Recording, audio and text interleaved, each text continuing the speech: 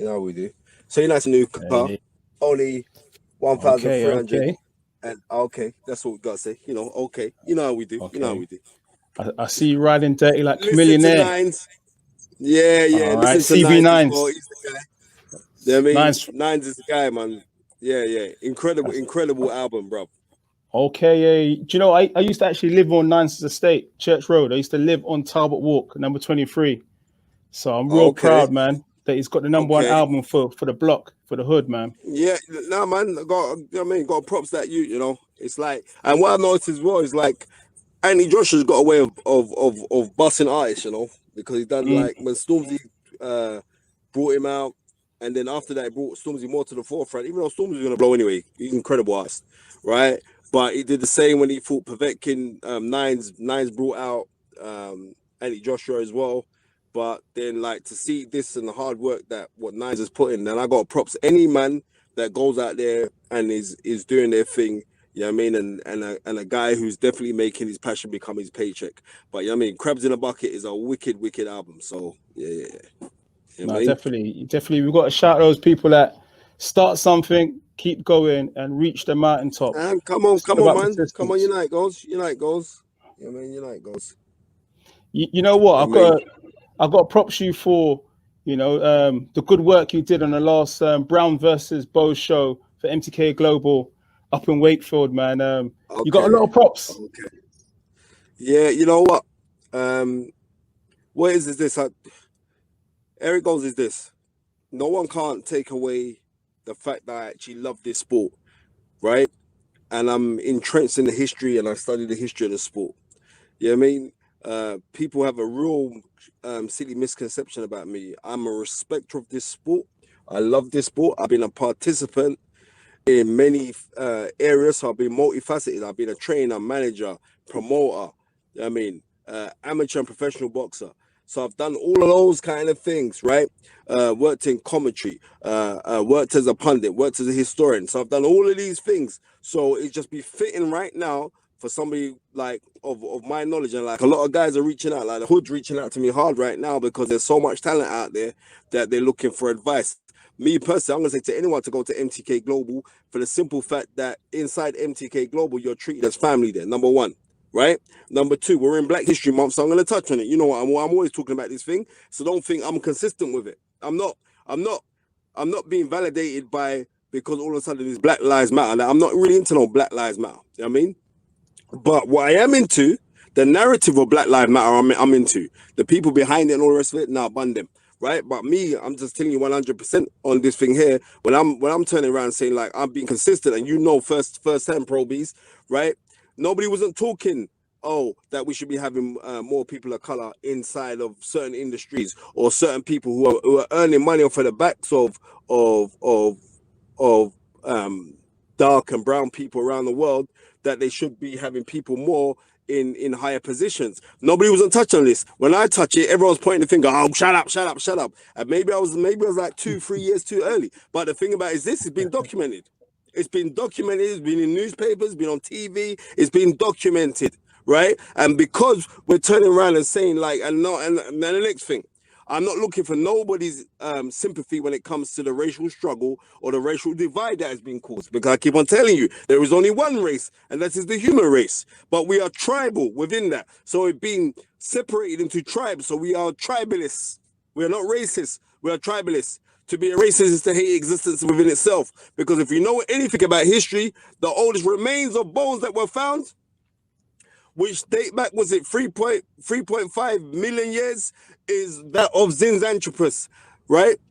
And Zinjanthropus, or Lucy, right, which was found within Africa, was of a black female.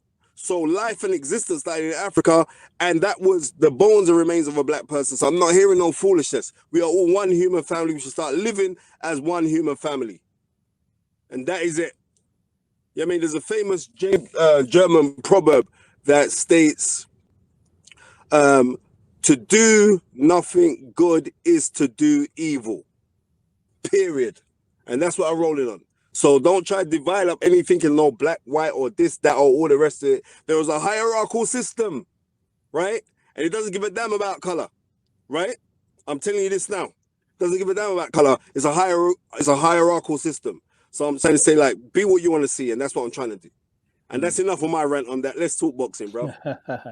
Hey, we got to talk boxing, man. And I think, it kind of takes me back to, February the 22nd, the biggest fight of the year so far on thus far, where Tyson Fury dominated Deontay Wilder and picked up that WBC and Ring Magazine titles. And there was a lot of talk about, about what happened in the aftermath to that defeat of Deontay Wilder. Okay.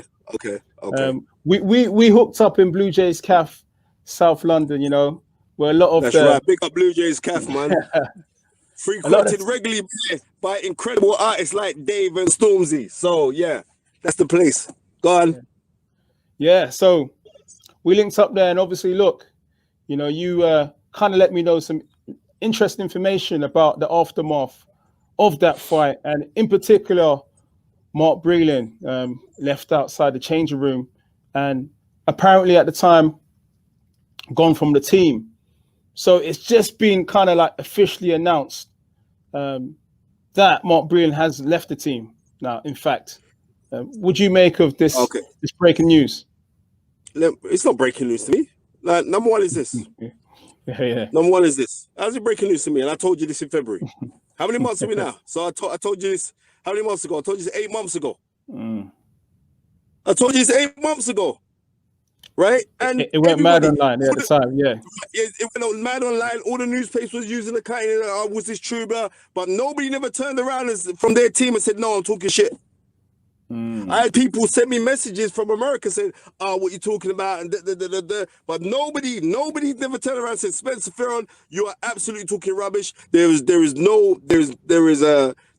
going on between Mark Breland and Deontay Wilder and all the rest of it. And I smoked my thing on your video back then.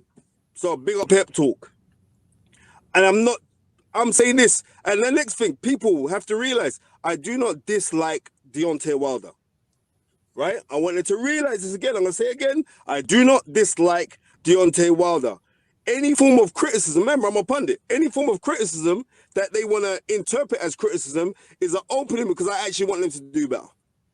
Right? I hear and I feel Deontay Wilder struggle on certain things that he's speaking about. I just wish he was a little bit more learned, but I get where he's coming from. I get it. Right? But what I'm not going to do is just because somebody is black, that therefore they get my vote. What kind of foolishness is that? What? No, I'm being real. So, and I see these little idiot guys out in America. Oh man, Johnny Nelson, Spencer Fearon, who else they call Nigel Ben? They're all Uncle Toms. I'm saying, are you mad? Do you know what I represent? No, do you know what these little idiots don't realize? Do they know what I represent?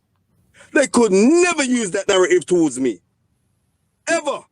And that's what I'm telling you. I lost they are in America. It's too black and white. So I'm trying to say this now. It's like, if you know better, do better. That's the thing that I'm rolling on. And what happened to Mark Breland is now, as we say, as old Jamaican people say, when I come out in a day, I'm going to come out in a night. And when I come out in a night, so I'll surely come out in the day. So now, all of a sudden now, he's gone. Right? But JDS is still there, right? I told you that JDS...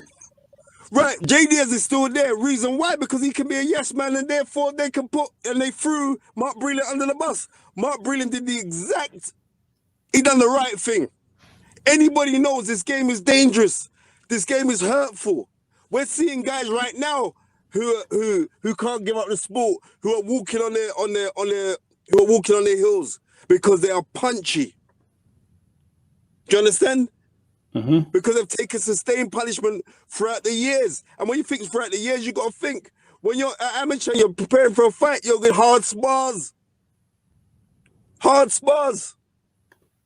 They take their toll on you, especially if you lack the technical prowess that Deontay Wilder lacks. He's an incredible one-trick pony because he's a fantastic puncher. But take that out of it, what else does Deontay Wilder do remarkably well? And that's not me gunning Deontay Wilder. I'm saying these things because I want Deontay Wilder to raise up to another level. But he's gonna sit down and all these little groupie people around him are gonna say, yeah, man, that's Fearon from London, England, man. He's dissing you again, man. I'm not dissing nobody. Because anything that I say online or on TV or on the press or goes in the newspapers, I'm willing and prepared to say it in your face. Do you understand? I'm willing to say what I'm saying in your face. So I'm not trying to disrespect nobody. Yeah. All right, it's Spence, a liberty. It's a liberty and a bitch move that they done to Mark Breland. Let that be your title. A liberty and a bitch move for getting rid of a man that showed compassion, that has given your career longevity. Well, would you kind of make it the whole timing? Does that kind of mean that, you know, there's something that we don't know, that a fight is potentially imminent, and Deontay is putting together his team for this third fight with Fury? Well, you know what? I can't read into that too much. But what I am saying is this: I mean, allegedly, like Floyd Mayweather offered his hand to say he would help him and all the rest of it, and and everything else, right? Which Floyd Mayweather trying to train you, I don't think that's a good idea.